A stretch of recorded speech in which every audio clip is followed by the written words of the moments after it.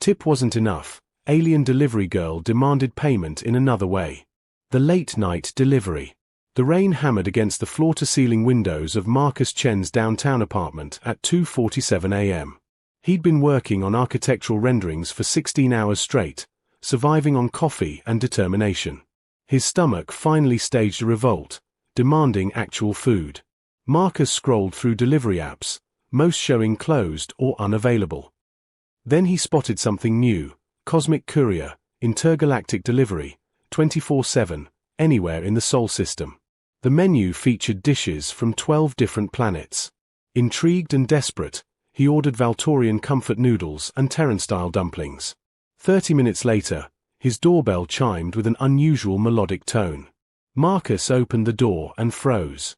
Standing in his hallway was a woman, no, definitely not human, nearly 6.5 feet tall with luminescent blue skin that seemed to shimmer under the lights. Her silver hair was pulled back in an elaborate braid, and her eyes were a startling violet with no visible pupils. She wore a sleek black uniform with glowing accents, and behind her hovered a smaller figure with softer pink-toned skin and nervous amber eyes. Marcus Chen. The blue woman's voice was rich and commanding, with an accent he couldn't place. Your Valtorian comfort noodles with extra spice crystals and vegetable dumplings. Yes. That's me. Marcus fumbled for his credit chip, still processing what he was seeing. He'd known about the alien immigration programs, but he'd never actually met anyone from off-world. He pressed his chip to her scanner. Nothing happened. He tried again. The device blinked red and made an angry beeping sound. The blue woman, her name tag read Zara, crossed her arms and raised one elegant eyebrow. Insufficient funds, and your backup accounts are frozen. Earth banking systems. She shook her head with obvious frustration. What? No, that can't be right. I just got paid. Marcus checked his phone, his heart sinking. There was a notification about suspicious activity that had temporarily locked his accounts. It wouldn't resolve until morning. I'm so sorry. I didn't realize. I can pay you first thing tomorrow, I swear. Just leave me your contact information. Zara exchanged a glance with her companion, who clutched the thermal food bag nervously. We can't return to our dispatch without payment. It comes out of our commission. How much is it? Maybe I have cash. Marcus knew he didn't. He'd gone completely digital months ago. Zara stepped forward, her presence filling his doorway. Despite her imposing height, something about her expression wasn't threatening. It was calculating, almost curious. Perhaps we can arrange alternative payment. My partner Lissa and I have had a very long shift delivering to ungrateful humans who barely look at us. We're tired, cold from your earth rain, and honestly quite lonely. Marcus blinked. I'm not sure I understand what you're suggesting.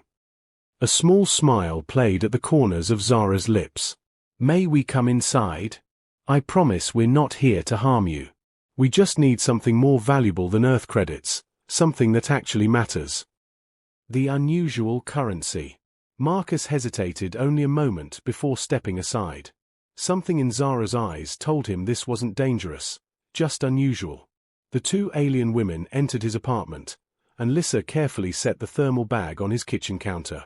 Up close, Marcus could see the delicate patterns that swirled across their skin like living tattoos, shifting with subtle iridescence. Nice place, Lissa said softly, her voice like wind chimes. She gazed out at the rain-swept city below. Very high up. On Valtoria, we build into mountains, not above them.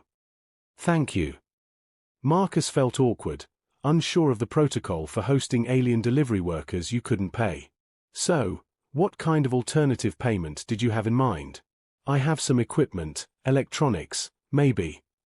Zara raised a hand, stopping him. Nothing material.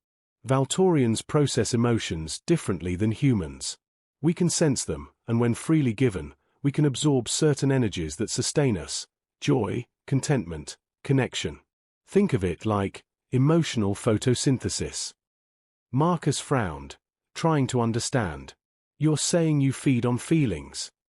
Not exactly feed, Lissa interjected, turning from the window. It's more like, We're nourished by genuine positive emotions. Earth has so much loneliness, so much isolation. It's actually difficult for us here. Everyone's afraid or suspicious.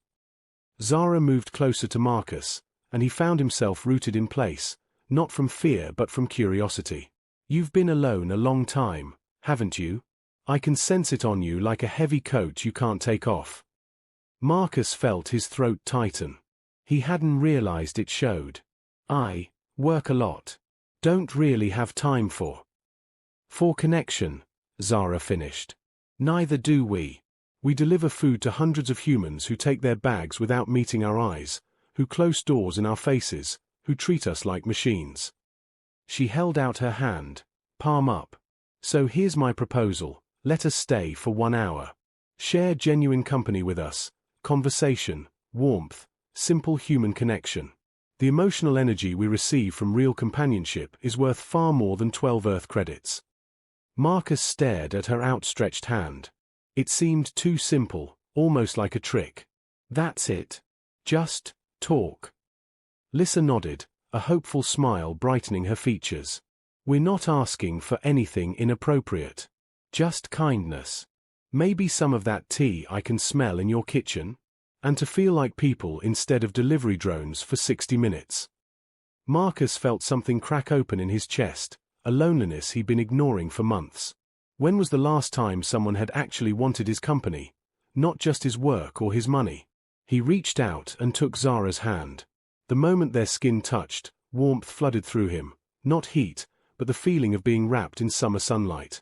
His exhaustion seemed to lift slightly, and he saw Zara's eyes close briefly, a contented expression crossing her face. Oh, Marcus breathed. I can feel that. Connection, Zara said softly, opening her eyes. Real, genuine connection. It's rare, precious. She squeezed his hand gently before releasing it. So, do we have a deal? Marcus found himself smiling, truly smiling, for the first time in weeks. Yeah. Yes. Let me make that tea. Arius breaking down. 20 minutes later, they were sitting around Marcus's living room, him in his worn reading chair, Zara stretched elegantly on the couch, and Lissa curled up on the floor cushion with her hands wrapped around a steaming mug of jasmine tea. The untouched food sat on the coffee table between them, forgotten for the moment. So you're an architect? Lissa asked, her amber eyes bright with interest. What does that mean exactly? Marcus found himself explaining his work with an enthusiasm he usually kept buried. He pulled up holos of his recent projects, a community center shaped like interlocking hands, a library designed to capture and reflect natural light in patterns that change throughout the day. This is beautiful, Zara said, leaning forward to examine the light pattern simulation.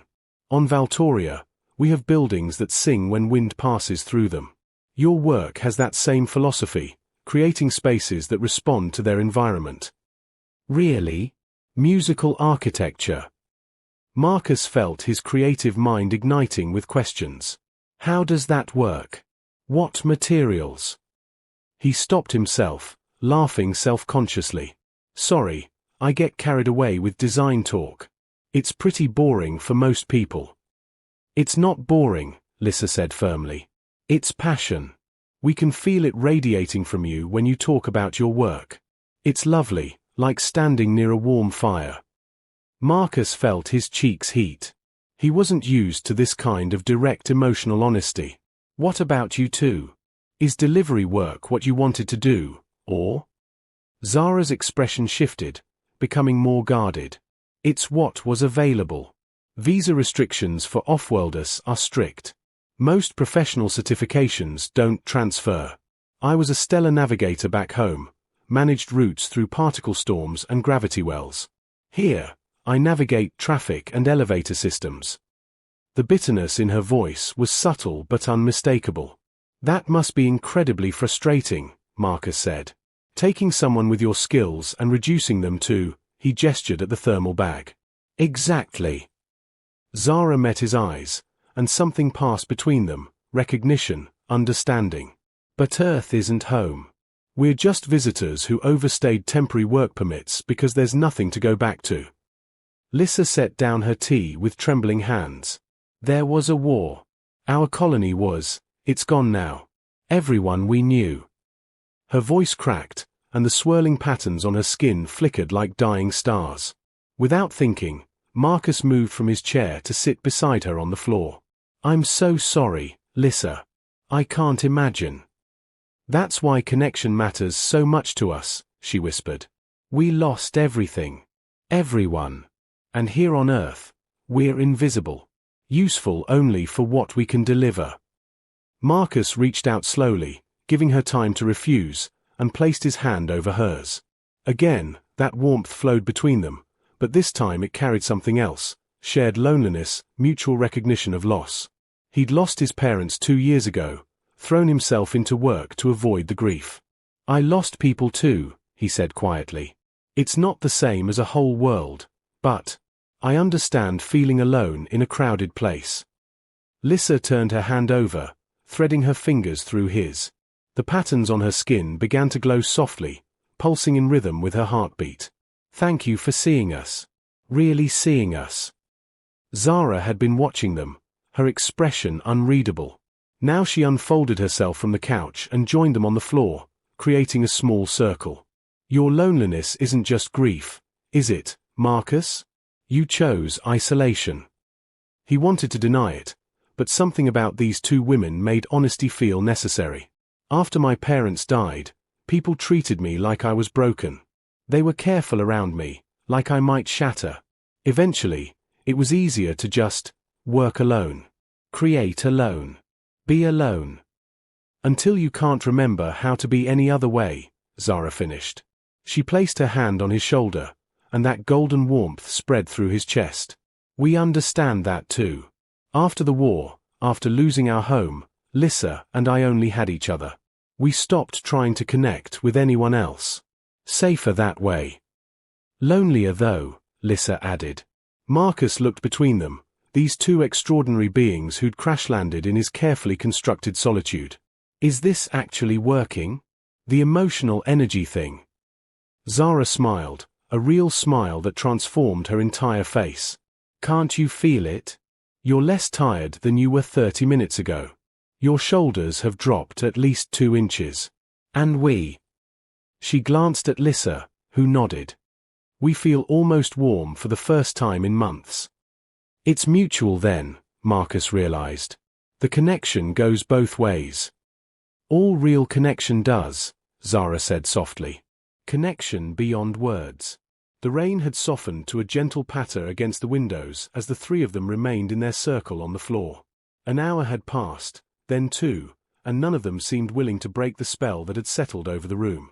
On Valtoria, Lissa said, her voice dreamy, we have bonding rituals. Ways of sharing emotions more deeply than words allow. She hesitated, glancing at Zara as if asking permission. Zara nodded slowly. Would you like to experience one, Marcus? It's intimate, but not in the way you might think. Nothing inappropriate, just a way of truly understanding each other. Marcus felt his heart rate pick up, but it wasn't fear, it was anticipation. What does it involve? Touch, mostly, Lissa explained. Valtorians are empathic through physical contact. The closer the connection, the more we can share, feelings, memories, understanding. She demonstrated by pressing her fingertips together. This is surface level, polite acknowledgement. Then she pressed her palms flat together. This is conversation, real exchange. Finally, she touched her forehead with her fingertips. And this is bonding, complete honesty and openness. We would never force it, Zara added quickly. But after tonight, after feeling what genuine connection tastes like again, we're greedy for more. And I think maybe you are too. Marcus found himself nodding before he'd fully processed the decision. These two women had seen his loneliness, had shared their own, and hadn't turned away. That was rarer than any alien ability. How do we start? Lissa brightened, the patterns on her skin pulsing with soft rose light. May I? She held out both hands, palms up. Marcus placed his hands in hers, feeling that now familiar warmth bloom between them. But this time, Lissa closed her eyes and the sensation deepened. He could feel her emotions like waves washing over him: nervousness, hope, a desperate yearning to be understood. And underneath it all, a bone-deep exhaustion from pretending to be okay when she wasn't. "I feel you," he whispered, awed. "Lissa, you're so tired of being brave." Her eyes opened, shimmering with unshed tears. "Yes. Always having to be strong, to survive, to keep going. But right now, with you, I don't have to pretend." The emotional exchange flowed both ways. Marcus felt her experiencing his own feelings, his guilt over hiding from life, his fear that he'd forgotten how to truly connect with anyone, his secret terror that he was becoming the isolated old man he'd always pitied. "You're not lost," Lissa murmured, responding to emotions he hadn't voiced. "Just waiting. Waiting for it to be safe to come out again." A tear slid down Marcus's cheek, surprising him. He hadn't cried since the funeral. Lissa released one of his hands and gently wiped the tear away, and the tenderness in that gesture nearly broke him. Zara moved closer, placing one hand on Marcus's shoulder and the other on Lissa's. "May I join?" When Marcus nodded, the connection expanded, becoming richer and more complex. Zara's emotions were more controlled but no less intense: fierce protectiveness over Lissa, a carefully buried grief so vast it felt like a collapsed star, and beneath everything, a loneliness that matched his own. She'd been the strong one, the leader, the one who held everything together while slowly fracturing inside.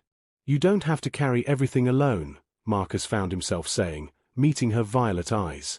"That's not strength, that's just another kind of hiding." Zara's composure cracked, just slightly, and Marcus felt the immensity of her relief at being truly seen. "Neither do you," she whispered back. The three of them sat there, hands joined, foreheads nearly touching, sharing the weight of their respective loneliness until it somehow became lighter. Marcus didn't know if minutes or hours passed. Time felt suspended in the bubble of genuine understanding they'd created. Finally, Lissa spoke, her voice thick with emotion. "In Valtorian culture, when we find others who truly see us, who we can be vulnerable with, we call them soulkin. Not romantic necessarily, though it can be. Just people who your soul recognizes as home." "I think," Marcus said slowly, "that might be the most beautiful concept I've ever heard." Zara squeezed his shoulder gently. "Our hour was up long ago. We should go, let you rest." But none of them moved. "Unless," Lissa ventured, "unless you don't want us to leave yet." Marcus looked at these two extraordinary women who'd stumbled into his isolated life and cracked it open like an egg. The thought of them walking out his door and disappearing into the night felt suddenly unbearable. "Stay," he said. "Please stay. We can talk more, or just sit here, or, I have a guest room if you're tired, or—" "We're not tired anymore," Zara said softly, a smile playing at her lips. "That's what connection does for us. But we would like to stay, if you're certain." "I'm certain." Marcus had never been more certain of anything. A new arrangement. Dawn light was beginning to paint the sky in shades of amber and rose when the three of them finally migrated from the floor to the couch, squeezed together in a comfortable tangle of limbs and shared warmth. They'd talked through the night, about Valtoria's binary suns and Marcus's childhood love of astronomy, about Lissa's talent for xenobotany and Marcus's rooftop garden he'd abandoned months ago, about Zara's dreams of one day navigating again and Marcus's secret wish to design buildings on other worlds. The food had been eaten somewhere around 4 a.m., declared delicious despite being cold. Marcus couldn't remember the last time he'd laughed so much, felt so energized despite not sleeping, or experienced such profound contentment. Now, with Lissa's head resting on his shoulder and Zara's hand intertwined with his, Marcus felt something he'd thought he'd lost forever: hope. "We should probably get back before our shift supervisor notices we've been gone for 7 hours, Zara said, but she made no move to get up. "Will you get in trouble?" Marcus asked, concerned. "Possibly." Zara shrugged. "Worth it though." Lissa lifted her head, her amber eyes serious. "Marcus, can we ask you something?" "Anything." "This connection we've built tonight, it's rare, precious, and incredibly nourishing for all of us." She bit her lip. Would you want to do this again? Regularly?" Marcus's heart leaped. I was hoping you'd ask. I don't want this to be a one-time thing. Zara sat up straighter, her expression cautious but hopeful. We meant what we said about needing connection more than credits. What if we made this a regular arrangement? We could come by a few times a week, bring dinner, share company, build something real. Not a transaction, just people choosing to be less lonely together. Like soulkin, Marcus said, testing the word. Exactly like soulkin, Lissa confirmed, her patterns glowing with happiness. Marcus felt tears prick his eyes again, but this time they were from joy. I would love that. More than I can properly express. Then we'll come back tonight, Zara decided. And tomorrow night. And as many nights as we all need each other. Which might be forever, Lissa added with a shy smile. I'm okay with forever, Marcus said, and he meant it. These two women had shown him that connection wasn't something to fear, that vulnerability wasn't weakness, and that family could be found in the most unexpected places, even delivered to your door at 2 a.m. during a rainstorm. They eventually stood, preparing to leave. But at the door, instead of a handshake or awkward goodbye, they shared the Valtorian bonding gesture, foreheads pressed together in a three-way connection, emotions flowing freely. Gratitude, affection, hope, belonging. When they finally pulled apart, Zara touched Marcus's cheek gently. Thank you for seeing us. For being brave enough to let us see you too. Thank you for knocking on my door, Marcus replied. For demanding payment I actually wanted to give. Lissa laughed, the sound like music. Best delivery of our lives. As Marcus watched them walk toward the elevator, Zara turned back. Oh, and Marcus. Next time, your credit chip better work. We're not letting you skip out on paying for the food. He laughed, feeling lighter than he had in years. Deal. Though I might start ordering delivery every single night now. We're counting on it, Zara called back with a wink. The elevator doors closed, and Marcus stood in his doorway for a long moment, marveling at how completely his life had changed in one night. His apartment didn't feel like a prison anymore. It felt like the beginning of something beautiful. He pulled out his phone and did something he hadn't done in months. He messaged his old college friend to grab coffee. Then he opened his calendar and blocked off 3 evenings a week specifically marked connection time. Because Zara and Lissa had taught him that the most valuable currency in any universe wasn't money or success or even time. It was the courage to be truly known by another person, and the grace to know them in return. True wealth is found not in isolation, but in the courage to open your heart to genuine connection, even when past pain tempts you to remain safely alone. The loneliest people are often just waiting for permission to be vulnerable. To give it costs nothing, but to receive it can save a life. Family is not defined by blood or species or circumstance, but by the souls brave enough to say, I see you, I choose you, and I will stay. Sometimes the most important payment we can offer isn't found in our wallets, but in our willingness to be present, honest, and open to those who need connection as desperately as we do.